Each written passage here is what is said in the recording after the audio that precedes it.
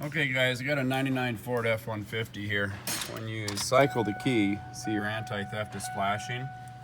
So I'm getting a code 13 on this one. And let me just show you here too. It shows me the PAT system has been, I plugged in the OBD and it's telling me that it's got the wrong key. And so let me tell you how I determined it so you can check these flashes out. Now watch after it's done flashing, it's gonna give you a code. So I just have the key on right now. And she's just about done. And then it's going to flash one time, and then 3 times, 4 times, 5 times, 6 times, and that 1 will be 1 plus 5, so 15, or 1, 6, or 1, 3, and that's how you get the code.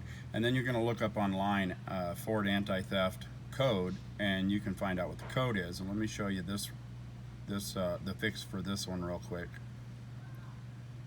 Once she stops flashing, maybe it takes about 30 or 40 seconds. Maybe a minute. There we go. Okay, now she's off. There's 1, 1, 2, 3. And then it's going to do it again. 1, 1, 2, 3. So code 13 means that you have the wrong key. And if we look at this key, it is not a regular Ford chipped key. So this is the wrong key for this vehicle. Now, one thing that I did learn while I was doing this, if you're still watching, is code 16. Code 16, if you have that one, it's actually a pretty easy fix. Let me show you how to do that. That just means that the PCM has been reset for some reason. Maybe you've changed the battery or something. Go into your fuse panel here and go to relay 304 in that top corner. You can unplug that, wait 30 seconds, plug it back in. That'll reset the ECM if you have a code 16. You're not even going to get a spark out of this vehicle. You're going to spray ether in it. You're not even going to get a pop, a crank, nothing. It's not that it shut down fuel, it shut down the injectors. It's not letting it get into the cylinder at all. And you can pull your plug cable or spark plug wire and check, you still have a spark.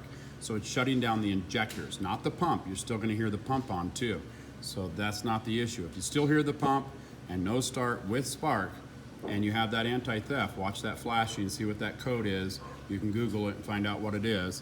And I guess that's it. I hope this video helps somebody out. We got to get a key made, so please click like, please click subscribe. Click on my name underneath this video for all my other how-to videos. And as always, guys, enjoy.